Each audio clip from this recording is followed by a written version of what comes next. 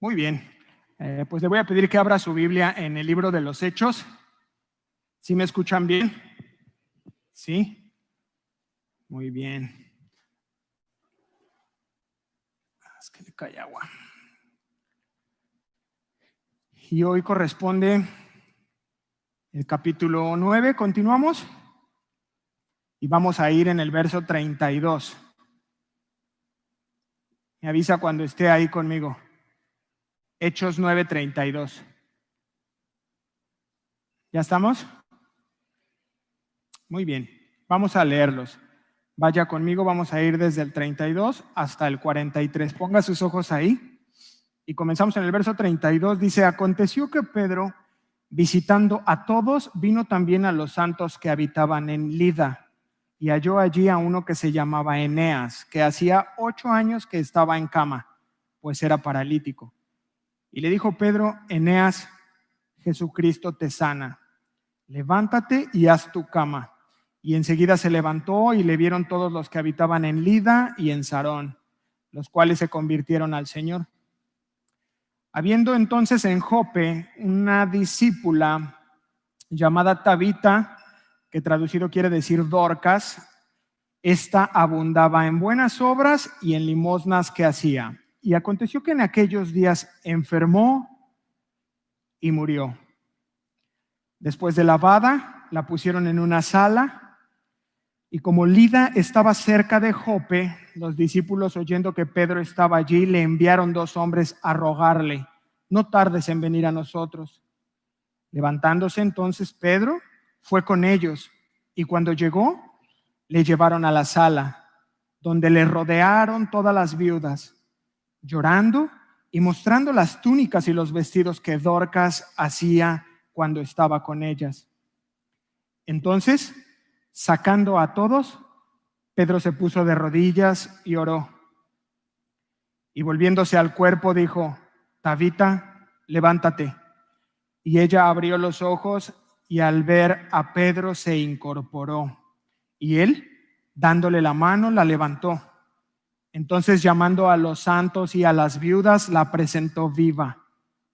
Esto fue notorio en todo Jope, y muchos creyeron en el Señor. Y aconteció que se quedó muchos días en Jope, en casa de un cierto Simón, el curtidor. Vamos a orar. Dios, te damos muchas gracias por este tiempo. Gracias por este día, por cada persona que tuvo la oportunidad de estar aquí presente. Ahora sabemos que es tu voluntad, que tú eres quien pone en nuestro corazón el querer como el hacer. Y te pido por cada uno de los que está escuchando esta predicación, para que tú hables a su corazón una palabra, aquella que está necesitando cada uno, y que edifiques, y que nos dé, Señor, la capacidad de poder llevarla adelante, de poder vivirla en verdad en nuestras vidas, para guardarla conforme a tu palabra. Te pedimos que nos ayudes a mantenernos concentrados. Es solo 1 hora. Ayúdanos a esforzarnos, Señor, y a mantenernos atentos para poder escuchar tu dulce voz, esa voz que nos alienta a caminar, esa voz que alumbra nuestro corazón, que alumbra nuestro camino y nos cambia desde el interior hacia afuera. Te lo pedimos en el hermoso nombre de Jesús. Amén y amén. Muy bien, pues vámonos. Vamos a iniciar. Le puse por título a esta enseñanza: Pedro, un ministro útil. Pedro, un ministro útil. ¿Usted quiere ser útil? Sí, no. Bueno, pues vamos a ver qué encontramos el día de hoy, qué nos da el Señor para poder ser útiles. Y a manera de introducción, pues estamos estudiando el libro de los Hechos y sabemos quién es el autor, ¿verdad? ¿Sí? ¿Quién es el autor del libro de los Hechos?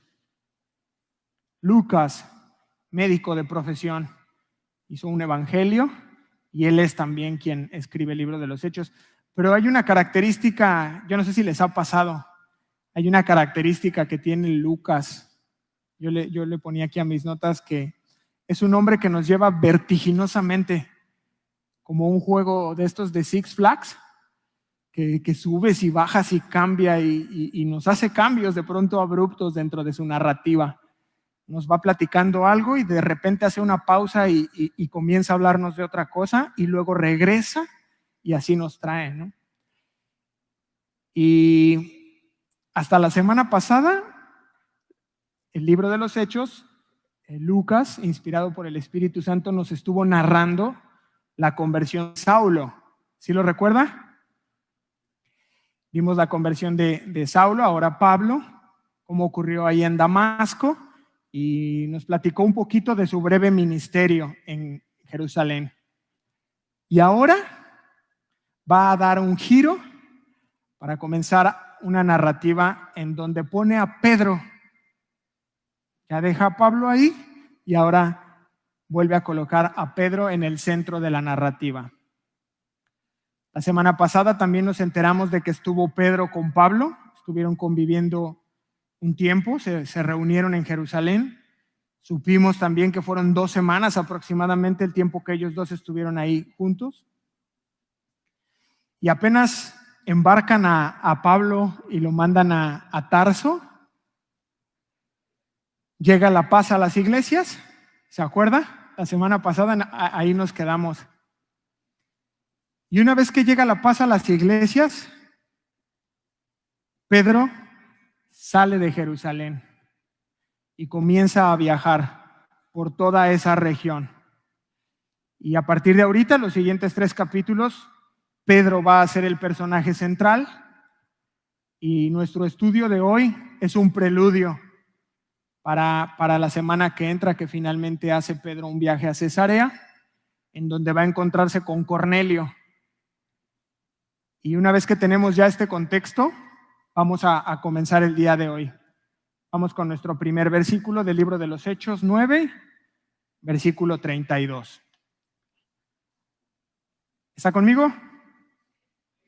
Aconteció que Pedro, visitando a todos, vino también a los santos que habitaban en Lida.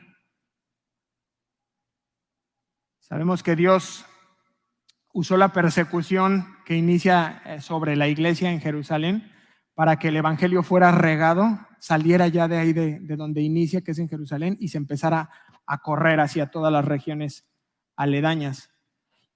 Y entonces ahora Pedro comienza a hacer ese viaje a visitar las iglesias. Y se me ocurrió una pregunta muy interesante, y es que, ¿cómo Pedro, siendo, si no el principal líder, uno de los principales líderes, no hizo una oficina en Jerusalén? ¿No creen? O sea, ¿por qué no Pedro hizo una oficina y una matriz en Jerusalén? Y desde su oficina, sentado, digo, no con computadora, pero sí sentado desde ahí, a lo mejor haciendo cartas, mandando gente, él comenzara a ver cómo estaban las iglesias. Podría haber sucedido, ¿no cree?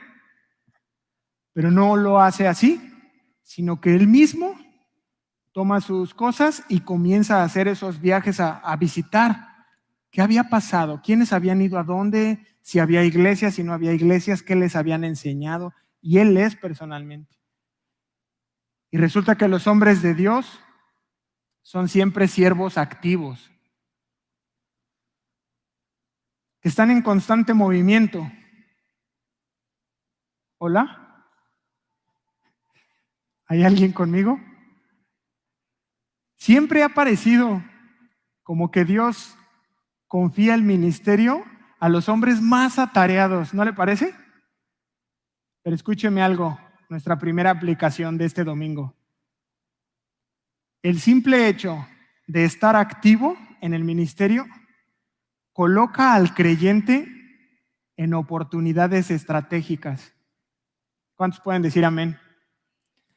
Y Pedro fue un hombre que se movió, no se quedó estático, sino que empezó a moverse. Y esto le hizo a Dios fácil el poder dirigirlo. Así que si usted y yo nos quedamos eternamente y para siempre sentados ahí en una silla, nosotros le hacemos difícil a Dios el poder dirigirnos. ¿Amén? ¿Sí me siguió o ya los perdí? ¿Sí? ¿No? Sí. Bueno, lo que nos ubica Lucas es en un lugar que se llama Lida. ¿Sí? Y muy rápido quiero hacer algunos comentarios sobre Lida. Lida es una ciudad que está asentada en la costa del Mediterráneo y está ubicada más o menos a unos 18 kilómetros al sureste de Jope. Vamos a hablar más adelante de Jope. Resulta que ahí en Lida, Julio César les dio esa ciudad a los judíos y ellos la gobernaron Lida mucho tiempo. Hasta el año 66 después de Cristo, fíjense lo que pasó. Mientras el pueblo estaba en Jerusalén celebrando la fiesta de los tabernáculos, el comandante romano Cestio la incendió hasta su destrucción total. Y aquí vemos que no es nuevo, ¿verdad? Cuando hay un partido de la selección mexicana y toda la gente está así enajenada viendo el partido y por otro lado están aprobando leyes. No es nuevo. Mire desde cuándo pasaban esas cosas. O mientras la gente está de fiesta, se aprueban presupuestos para algunas cosas ahí el gobierno, ¿no? Mientras están distraídos. Pero bueno, ese no es nuestro tema por ahora. Vamos a volver a Hechos. Aconteció que Pedro, visitándolos a todos, vino también a los santos que habitaban en Lida, versículo 33. Halló allí, ¿a qué dice? ¿Qué dice? ¿Qué halló Pedro ahí? A uno que se llamaba Eneas, que hacía 8 años que estaba en cama. ¿Y cuál era la causa por la que estaba en cama? Pues era paralítico. Y entonces Pedro le dijo, entra este personaje que se llama Eneas, y lo primero que encontramos es que le llama uno, ¿verdad? Dice uno, encontró ahí a uno, por lo que podemos deducir que Eneas no es creyente. No es creyente. ¿Y por qué podemos pensarlo? Porque más adelante vamos a ver a Dorcas y le llama una discípula. Y entonces aquí simplemente dice una. Entonces no sabemos si era o no creyente, pero podríamos pensar que no. Y lo que sí nos dice Lucas es que era una persona que tenía un padecimiento. No sabemos qué fue lo que le pasó a Eneas. Probablemente tuvo un accidente y a partir de ahí no pudo volver a caminar. Tal vez tuvo un derrame cerebral. No nos lo dice. Quizás fue alguna enfermedad de tipo poliomielitis y entonces él queda impedido para volver a caminar. Y no lo sabemos. Y si la Biblia no lo aborda, no es importante. ¿Qué sí es importante?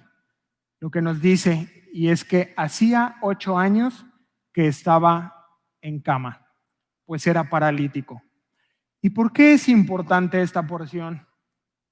Porque mire, tal vez usted o conoce a alguien que lleve un tiempo luchando con alguna enfermedad, ¿no? Y podemos pensar en un año de que está en la batalla y está luchando y está ahí con la enfermedad. Y pues ya es un año, ¿no? Y tal vez se prolonga y entonces ya lleva 2 años en esta lucha y se comienza a hacer complicado conforme pasa el tiempo. Pero tal vez son 4 años y entonces esto ya es diferente. Pero estamos hablando de una persona que llevaba 8 años. No sé si usted crea que es poco, pero yo creo que es mucho tiempo. ¿Se acuerda usted de la mujer del flujo de sangre? ¿Cuánto tiempo estuvo batallando? Mateo 9:20, no vaya. Nos habla de 12 años.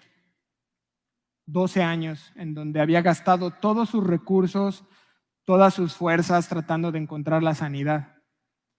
Y el punto entonces importante es que este hombre llamado Eneas enfrentaba ya una situación en donde su perspectiva sobre sí mismo y esta enfermedad iba a ser para el resto de su vida.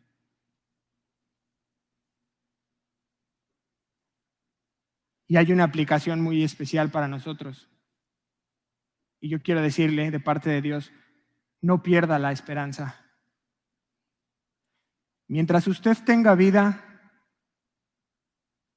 en el momento menos esperado, Dios puede sanar. Dios puede hacerlo, es lo que vamos a aprender hoy. Y es que eso es la fe. Oye, Sergio, es que no ha llegado, pero tengo certeza de que va a llegar. Sergio, no lo veo, no veo para cuándo, pero estoy convencido de que lo voy a ver en algún momento. Amén. Con toda probabilidad, la iglesia, los creyentes que se congregaban ahí en Lida, habían escuchado ya de que había ocurrido un milagro con un paralítico en una puerta llamada La Hermosa. ¿Se acuerda? Y que fue Pedro quien con Juan, ¿se acuerda?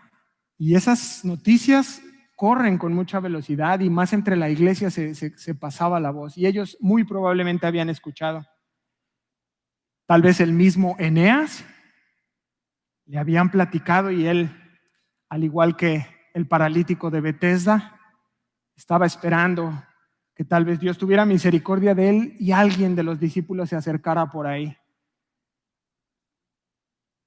Y resulta que llega Pedro, un ministro que siempre está dispuesto para ministrar. Y Pedro sabía la clase de milagro que podía suceder ahí si Dios quería. Pedro sabía que si este hombre recibía un milagro, habría un soldado más para Cristo, pero que además él podría ser un instrumento también para que se extendiera el reino de los cielos. Y entonces dice lo que estamos leyendo, que ya estando ahí Pedro con él cara a cara, lo mira y mirándole a los ojos le dice: Eneas, Jesucristo te sana, levántate y haz tu cama. Mire usted las palabras de Pedro. Claramente exalta a Cristo. Él sabe perfectamente que no es él quien puede hacer un milagro, sino que de manera desinteresada y de manera humilde, Pedro, lleno del Espíritu Santo, con convicción, con poder, con autoridad, le dice a él: Jesucristo, no yo, no un ministerio, no una religión, Jesucristo te sana. Levántate. Y le da una instrucción. Y hay aquí una aplicación para nosotros. Tenemos que saber nosotros, todos los que ministramos a Jesucristo, o al menos los que tengamos el anhelo de hacerlo de manera efectiva, que tenemos que exaltar su nombre.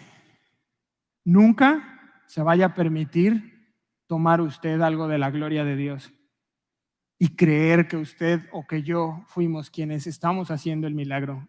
Mucho cuidado con esa parte. Porque existen hoy muchos ministerios y o ministros que solo están persiguiendo la fama, entre paréntesis, fortuna. Y en esa búsqueda de fama y de dinero, lo que hacen es que se promueven a ellos mismos. ¿Sí los conoce? Y los vemos en el internet. El apóstol Pancho Pantera dice.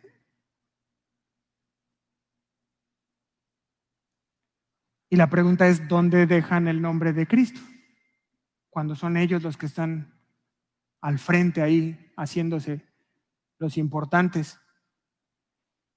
Y Pedro lo que hace es que le da una orden en tiempo presente, declara con su boca, de manera increíble, le dice: esto es un hecho. Al instante, él está pronunciando estas palabras y el milagro está ocurriendo en el cuerpo de Eneas. Yo creo que ni cuenta se dio Eneas cuando sucedió. Estaba atento, tal vez nervioso, porque estaba Pedro y está escuchando sus palabras donde le dicen el nombre de Jesucristo: levántate y haz tu cama. ¿Y qué continúa la Biblia diciéndonos? Y enseguida se levantó. Versículo 35, y lo vieron todos los que habitaban en Lida y en Sarón, los cuales se convirtieron al Señor. Enseguida se levantó. O sea, Eneas no pierde ni un segundo, tal vez sin darse cuenta, activa su fe, cree en lo que le está diciendo, de hecho le creyó y se incorpora, se pone de pie y descubre que no es más paralítico. Y entonces nace para nosotros el verdadero propósito que había detrás de esta situación compleja. Y dice que le vieron y se convirtieron al Señor. Ya no solo en Lida, ahora cita Sarón también. Y ese es el verdadero propósito detrás de los problemas y detrás de un milagro. Se convirtieron al Señor. Emplea la palabra griega epistrepo. Y esta palabra traducida quiere decir dar vuelta. Dar vuelta completamente. Esta es la manera en que nosotros podemos describir la salvación de una persona. No tan solo como un cambio de mentalidad, sino como algo más profundo. Un cambio de dirección, un cambio de vida. ¿Ocurrió así en su vida? O aún en la vida de otra persona. No tienes que decirle: conocí a Cristo, soy salvo. Tú basta que lo veas, cómo comienza a vivir, cómo piensa, cómo habla, cómo se desempeña, y tú dices: algo pasó en tu vida, algo pasó en mi vida. Cambia mi actitud, porque ahora he creído en algo superior, en algo mucho más elevado y sublime. Ahora, cuando alguien es salvo, vive comprometido con alguien que le amó. Y por eso mi conducta es diferente. ¿Sí me siguieron? No vaya, solo quiero compartirles esta cita en Hechos 3:19. El mismo Pedro, cuando está predicando, no sé si lo recuerdan, les dice: así que arrepentíos y convertíos, epistrepo, la misma palabra, para que sean borrados vuestros pecados, para que vengan a la presencia del Señor tiempos de consuelo. Esta misma palabra la encontramos en 2 Corintios 3:16, se lo voy a leer. Dice: pero cuando se conviertan, epistrepo, pero cuando se conviertan al Señor, el velo será quitado. Hay un velo. Por eso las personas que no conocen el Evangelio nos consideran locos y les parece una pérdida de tiempo, que oye, a ver, el domingo en vez de que te vengas a casa del abuelo, pues te vas ahí a perder el tiempo. Y luego ya una vez fui y entro y la gente ahí con las manos alzadas y comienzan a aplaudir y una borregada. Amén. Sí somos ovejas del Señor. Pero no lo entienden porque hay un velo. Y dice esta cita: pero cuando se epistrepo, el velo será quitado. Y entonces tú entiendes: oh, ya veo por qué se congregan. Ya veo por qué se preparan un día antes para el día del Señor. Amén. Sí, pues ahora lo comprendo. Primera de Tesalonicenses 1:9, no vaya. Dice: ellos mismos cuentan de nosotros cómo nos recibisteis y cómo os epistrepo de los ídolos a Dios, para servir al Dios vivo y verdadero. Conclusión: este fue el propósito en la vida de Eneas y la visita de Pedro. Había un milagro eterno esperando ahí a que se diera. y todos los que habitaban en Lida y en Sarón se convirtieron al Señor. ¡Wow! 2 poblados completos que conocían a Eneas desde hacía 8 años. Ese milagro los llevó al conocimiento de Dios. ¡Wow! Vamos a continuar con la segunda historia. Ponga sus ojos en el versículo 36 del libro de los Hechos, por favor.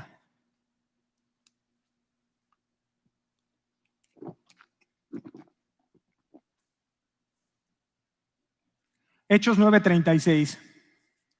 Un giro más que nos da Lucas. Dice, había entonces en Jope, ahora sí ya no dice uno, ¿qué dice?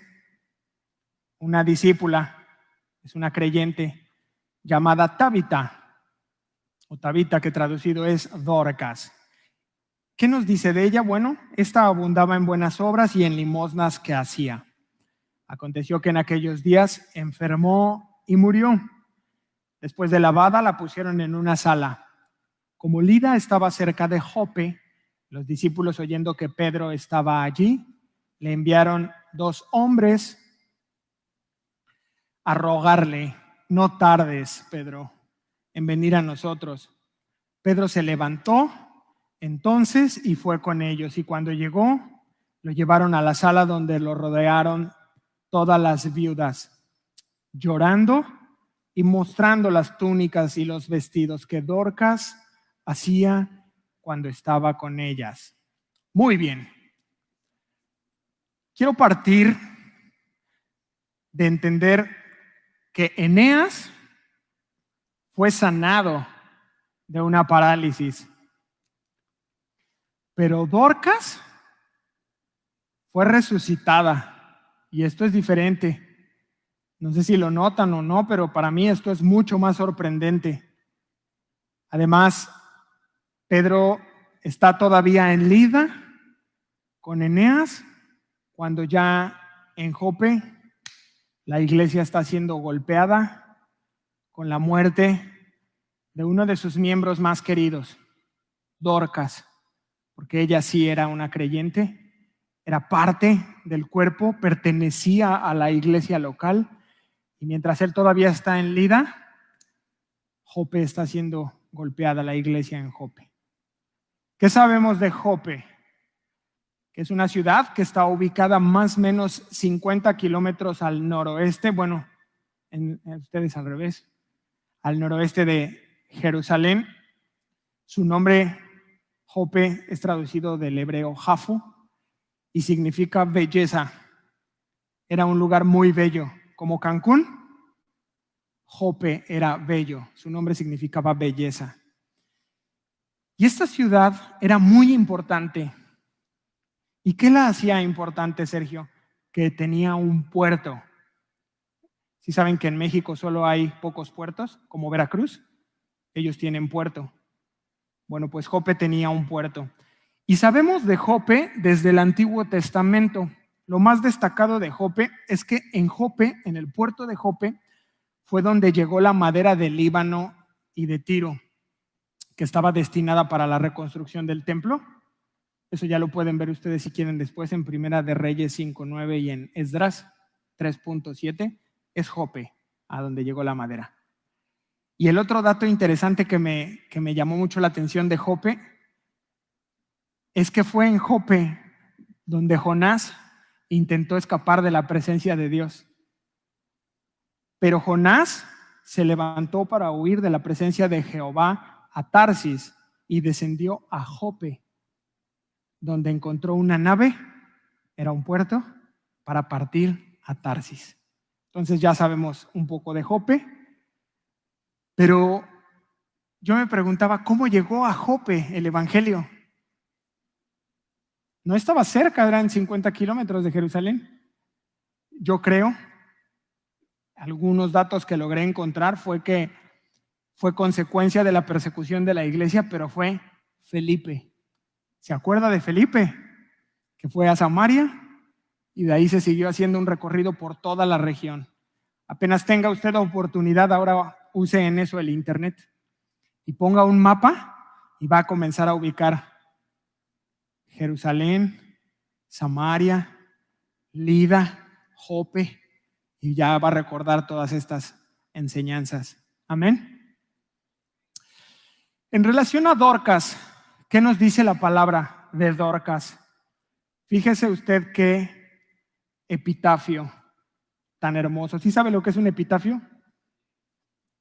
Dice que esta mujer abundaba en buenas obras y en limosnas. En conclusión, era una mujer que ayudaba a los necesitados. Ya en el versículo 39 más adelante nos lo confirma cuando vemos lo de las túnicas. Les bordaba, les hacía vestidos. Sabemos que era Dorcas una mujer consagrada a Dios, pero ¿sabe qué era lo más hermoso? Cumplió su llamado. Cumplió su llamado de parte de Dios y eso es especial. Les voy a leer, para no extendernos, Efesios 2:10. Pues somos hechura suya, creados en Cristo Jesús para buenas obras, las cuales Dios preparó de antemano para que anduviésemos en ellas. Ya están preparadas. Ya no te rompas la cabeza pensando, no, ¿y qué tengo que hacer? ¿Y para qué fui llamado? Dice aquí que en Cristo Jesús toda buena obra ya fue hecha. Él ya las preparó de antemano para que tú y yo solamente andemos sobre ellas. Dorcas fue una mujer así. Y Colosenses 1:10 nos dice, así podréis andar como es digno del Señor, agradándolo. Si tú quieres agradar a Dios, agradándolo en todo, llevando fruto en toda buena obra y creciendo en el conocimiento de Dios. Esta era Dorcas. Esta fue una mujer. Y la pregunta es, ¿qué se diría de nosotros el día de hoy? Si muriéramos, ¿qué dirían de ti? ¿Qué dirían de mí? Sergio, un varón, pon tu nombre, ¿qué dirían de ti? De Dorcas lo sabemos, pero ¿qué se diría de nosotros? Y yo creo que esta es una exhortación de parte de Dios que nos da una palabra para animarnos a buscar, como esta mujer, ser ejemplo. Esta mujer fue un ejemplo en el Nuevo Testamento de la mujer de Proverbios 31. Las mujeres, ¿cómo les gusta leer ese proverbio, perdón? Y ella fue así. Dice, alarga su mano al pobre, extiende sus manos al menesteroso. Dorcas fue así. Y es un ánimo para nosotros. ¿Qué se dirá de nosotros al final de nuestra vida? ¿O nos olvidarán? Finalmente sabemos que Dorcas enfermó y no solo eso, sino que murió. Y nos dice la Escritura que los discípulos, oyendo que Pedro estaba allí, por eso les decía yo que estas noticias se sabían, sobre todo en la iglesia. Anda por aquí Pedro. Entonces dice que ellos se enteran y envían a 2 hombres. No va solo uno, van 2, como les ordenó el Señor. Finalmente encuentran a Pedro y le dan ese mensaje y le dicen, rogándole, no tardes en venir a nosotros. ¿Y qué dice? Pedro se levantó, luego, no lo pensó mucho, se levanta y va con ellos. Y cuando llegó, lo llevaron a la sala, donde la rodearon las viudas llorando y mostrando las túnicas y los vestidos que Dorcas hacía cuando estaba con ellas. Fíjese usted, lo primero que hacen cuando llega Pedro es que lo rodean. Y notamos aquí que la amaban. Era una mujer que la amaban mucho. Y Pedro se da cuenta de la gran pérdida que ha sufrido la iglesia. Se da cuenta que hay mucho sufrimiento, que están muy tristes, que la iglesia de Jope está muy lastimada y muy triste por la pérdida de Dorcas. Pero yo no sé si lo notó, le pregunto, ¿notó quiénes rodearon a Pedro? ¿Sí lo vio? ¿Quiénes lo rodearon? A ver, léalo y dígame. Las viudas. Las viudas. Y esto es un dato muy interesante porque la iglesia primitiva tenía muy en serio el cuidado de las viudas.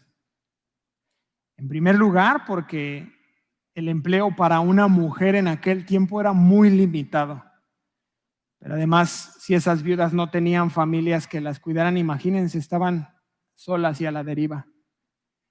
Por lo tanto, este grupo de viudas recibía su provisión de parte de Dios a través de la mano de Dorcas. Y al ya no tener a esta mujer, imagínense cómo estaban ellas. ¿Qué va a ser de nosotras? Mira que ella nos hacía estos vestidos, ¿no? O sea, en esa desesperación, lo rodean, no eran pocas, eran muchas viudas. Probablemente ella era viuda también, pero de otra posición social, tenía un poco más de capacidad financiera. Y rodean a Pedro y llorando, dice, mira el trabajo que ella hacía con sus manos. Nos hacía vestidos, nos hacía túnicas. Y hasta este punto tenemos que tener en cuenta algo, y es que la iglesia local de Jope sabía que Pedro estaba cerca y le pidieron que fuera. Pero hay algo curioso, no le están pidiendo nada específico a Pedro. A mí me llamaba mucho la atención porque conocemos cómo concluye esto. Pero si usted se dio cuenta, no le están pidiendo nada en particular. Podrían simplemente querer que estuviera presente. Estaban desconsolados y al saber que Pedro estaba cerca era como, bueno, a lo mejor él nos va a traer una palabra de consuelo de parte de Dios. Y solo por eso querían que estuviera ahí. Mira, vete y busca a Pedro, está en Lida, que venga por favor. Y otra opción podría ser que solo querían que ofreciera un servicio fúnebre, que diera unas palabras a la iglesia por el fallecimiento de Dorcas. O puede ser que en algunos de ellos sí estuviera el pensamiento de una resurrección, pero no lo dice, no lo sabemos. Y lo podemos pensar porque en realidad el Señor Jesús les habló de eso a los discípulos. No vaya, pero les dijo en Mateo 18, sanad enfermos, limpiad leprosos, resucitad muertos, echad fuera demonios. De gracia recibiste, dad de gracia. Entonces fue algo de lo que sí les habló el Señor Jesús a los apóstoles. Y probablemente había alguien ahí que sí sabía y dijo, pues llamen a Pedro. Vamos a confiar en Dios y a ver qué sucede. Versículo 40. Entonces, sacando a todos, Pedro se puso de rodillas y oró. Y volviéndose al cuerpo dijo, Tabita, levántate. Fíjese muy bien. Pedro aprendió muy bien de su maestro, el Señor Jesús. Y así como cuando Cristo resucitó a la hija de Jairo en Mateo 5:40, eso hizo el Señor, les pidió que salieran de la habitación. Y Pedro hace exactamente lo mismo y les pide que salgan de la habitación. Podemos creer que fue para no hacer una exhibición de poder y que los que vieran lo que sucedía se fueran a confundir y después hicieran de Pedro un ídolo, ¿verdad? porque pasa, porque sucede. Tenemos esa tendencia equivocada a hacer ídolos. Y más adelante lo vamos a ver, le pasó a Pablo. Entonces Pedro, en esa sabiduría de parte de Dios, lleno del Espíritu Santo, les dice, miren, salgan todos. Y saca a todos de la habitación. Y ya que tiene el ambiente preparado, Pedro se puso de rodillas y oró.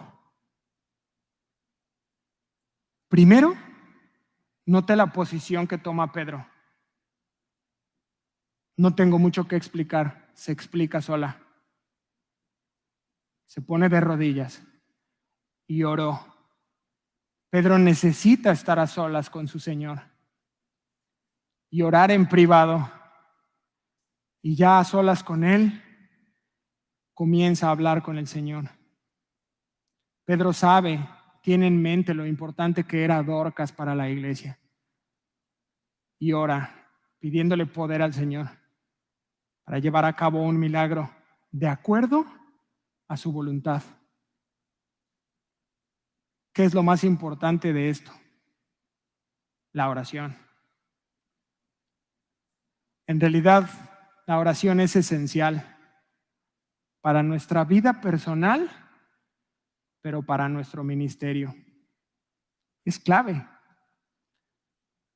Si casa de oración no está orando, no va a pasar nada. No va a haber un mover de parte de Dios.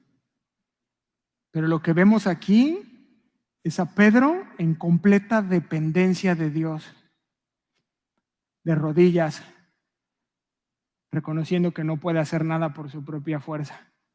Entiende esa parte y en completa dependencia comprende que aquel que es poderoso para hacer todas las cosas mucho más abundantemente de lo que pedimos o entendemos, según el poder que actúa en nosotros. Oración. Diga oración. Otra vez para que despierte a los dormidos. Una más. Oración. Qué importante es la oración. Pero ahí le va. La oración es antes de. ¿Me siguió? Eso es lo que encontramos aquí, ¿eh? No se lo está inventando Sergio de la Manga. Antes de. Número 1, muchas veces ni oramos. Y esa es la verdad. No oramos. Ahí vamos moviéndonos en nuestro propio entendimiento y en nuestras propias fuerzas. Y número 2, cuando sí oramos, lo hacemos después. Ya que tomé la decisión, ya que me compré esto o aquello, ya que empecé la relación con este o con aquella, ahí ya le pido a Dios dirección. Ya que dije,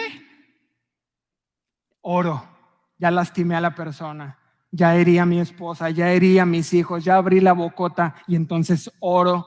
No, la oración es antes. Es lo que estamos viendo aquí. ¿Cuántos dicen amén?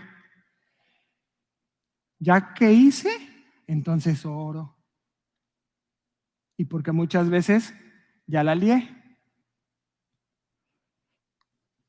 Pero si tan solo oráramos y además si lo hiciéramos antes de, otra cosa sería nuestra vida. Otra cosa sería esta iglesia, este ministerio. Pero vamos de vuelta a nuestro texto. Una vez que termina de orar, dice, volviéndose al cuerpo, dijo, Tabita, levántate.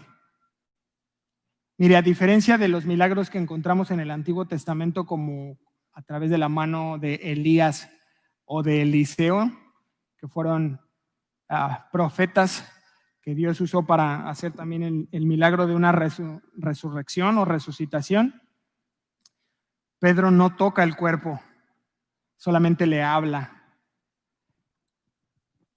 Y el milagro que vimos parecido, del que Pedro aprendió por mano, por boca del Señor Jesús, fue en Marcos 5:41 y el Señor le dice, Talita cumi. ¿Se acuerda? Que traducido, él le habla en arameo, le dice Talita cumi y significa niña, levántate.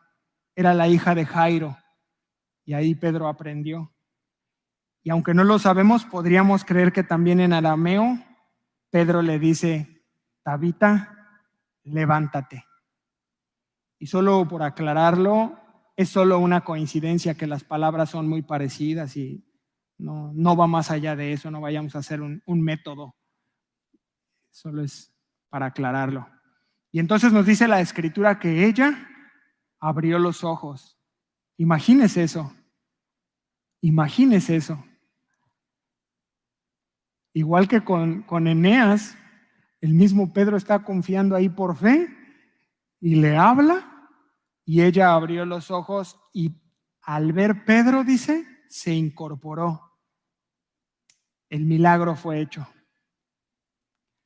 Y queda bien claro que es Jesús quien lo hizo. Porque Pedro dice, aún mirando, o sea, él todavía ni sabía qué había pasado, para que quede muy claro que es el Señor Jesús. La mujer vuelve a la vida. Y aquella enfermedad que la había matado, tampoco estaba ya. Qué increíble, ¿no creen? Versículo 41. Él le dio la mano y la levantó. Entonces llamó a los santos y a las viudas y la presentó viva.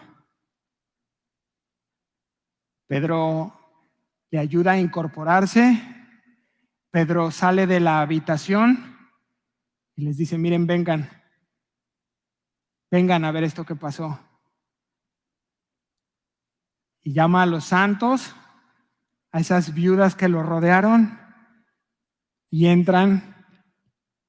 Imagínense sus caras cuando vieron a Dorcas parada. Qué gozo habrían tenido todos aquellos creyentes. ¿No lo cree? Cuán agradecidos estarían con Dios por lo que estaban presenciando. Qué triunfo más grande de la fe en ese momento. ¿Por qué no le da un aplauso al Señor?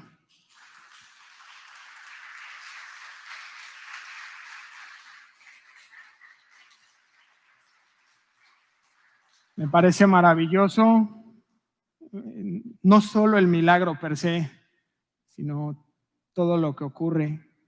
Y la aplicación para nosotros es que esta es la garantía que tenemos. No que triunfaremos, no que obtendremos lo que queremos, sino que el nombre de Jesucristo será engrandecido. Y daremos gloria a su nombre si oramos y obedecemos. Amén. Vámonos hacia el final, versículo 42. ¿Qué esto? El milagro de haber resucitado Dorcas fue notorio. ¿Dónde? En toda Jope. Y muchos creyeron en el Señor. ¿Notó? Muchos, no todos, como en Lida y en Sarón. Pedro se quedó muchos días en Jope, en casa de un cierto Simón, el curtidor. No es Pedro, sino el Señor Jesús quien recibe toda la alabanza de lo que sucedió. Y nos dice la Escritura que muchos creyeron de Jope y habían puesto su fe en Jesús. Fue un impacto tremendo lo que se dio ya en toda aquella región, en Lida, en Sarón, a través de Eneas y ahora acá también en Jope por el milagro de Dorcas. Entonces prácticamente gran parte del Mediterráneo está siendo para Cristo, está siendo evangelizada, está lleno de cristianos. Y terminamos hoy sabiendo que Pedro se quedó muchos días, dice ahí. Se quedó muchos días, lo cual debió ser muy bueno, tanto para la iglesia local como para el mismo Pedro. hubo ahí convivencia, estuvieron compartiendo la iglesia con Pedro, Pedro con ellos, seguramente y con toda seguridad compartió la palabra. Pedro, compártenos otra vez. Y hacían servicio de mañana, de tarde, el fin de semana, todos los días.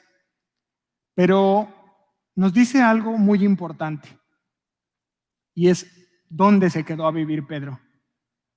¿Dónde se quedó a vivir en Jope mientras estuvo esos días ahí? ¿En dónde dice que se quedó? En casa de su tocayo Simón, pero lo importante es a qué se dedicaba. El curtidor, dice, ¿no? Y este comentario es bien importante porque va a ser como nuestro puente hacia lo que vamos a ver la siguiente semana, que es Cornelio. Cornelio. ¿Por qué es importante? Bueno, esta profesión de curtidor se consideraba una profesión inmunda. Así como el pueblo judío los rechazaba porque tenían contacto para sacar las pieles. Los curtidores tenían contacto con los animales muertos y entonces los judíos los consideraban como personas inmundas. Entonces ni siquiera podían entrar a las sinagogas.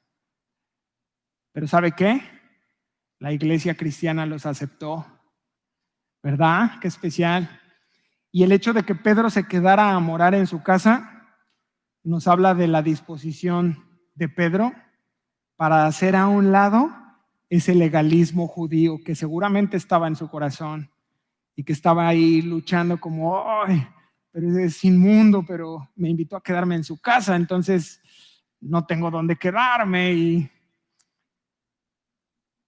Y aquí partiría en el corazón de Pedro esa misión de compartirle a los gentiles, que ya la siguiente semana será de lleno. Pero, ¿cuál es nuestra aplicación de esta parte? Y es que en muchas ocasiones nosotros somos muy prejuiciosos con las personas que llegan a la iglesia. En nuestra cabeza tenemos como un molde, ¿no? Como un patrón de cómo deben ser las personas que se acercan a la iglesia. Y si alguien no encaja en ese molde, rechazamos, ¿verdad? Y entonces Dios quiere que tengamos claro el día de hoy. Dios nos instruye a no hacer acepción de personas. ¿Cuántos pueden decir amén? Y sepamos algo bien en Casa de Oración Cancún. No hay lugar para prejuicios. Aquí no. Pero la verdad de las cosas es que nos hace falta mucho. Apenas vemos entrar por esa puerta a un homosexual y ya no sabemos qué hacer. ¿Cómo le hablo? ¿Cómo lo trato? ¿Cómo le digo? Apenas vemos a un indigente, alguien que a lo mejor no se ha bañado, está sucio, huele mal, y lo mismo, ¿cómo le hablo? ¿Cómo lo trato? No hacemos acepción de personas. Porque ¿sabe qué pasa cuando nosotros hacemos eso? Mire, Dios tiene un deseo, y es que todos crean en su Hijo Jesucristo. Pero nosotros tenemos que actuar de la misma manera con todas las personas. No porque alguien llegue y se baje de una camioneta. Ay, hermano, ni hermano es, ni lo sabemos. Pero no hacemos acepción de personas. Y cuando usted y yo hacemos acepción de personas, minamos ese plan de Dios, esa voluntad de Dios de alcanzar a todos. ¿Ok? Entonces, con eso vamos a terminar, con ese pensamiento, y vamos a ponernos de pie para terminar, por favor.